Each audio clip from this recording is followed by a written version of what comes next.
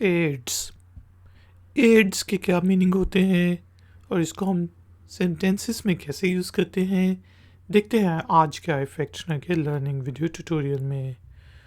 तो ads basically एक बीमारी का नाम है जो HIV वायरस से होता है। यहाँ पे हमने कहा एड्स इज़ पेनफुल। एड्स काफ़ी तकलीफ होता है। AIDS is painful. AIDS is caused by HIV।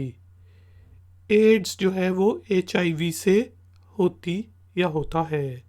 Ads is caused by HIV। AIDS can be treated, या इस तरह भी कह सकते हैं एड्स इज़ ट्रीटेबल, कि एड्स को ट्रीट किया जा सकता है। दोस्तों, अगर ये वीडियो पसंद आई है तो लाइक का बटन ज़रूर प्रेस करें, वीडियो को शेयर करें, और अगर आप इफेक्टनर के चैनल पे नए हैं तो चैनल को सब्सक्राइब करके बेल आइकन को प्रेस कर दें। मिलते हैं नेक्स्ट वीडियो ट्यूटोरियल में। Until then, take care, keep learning, keep enjoying. Good day.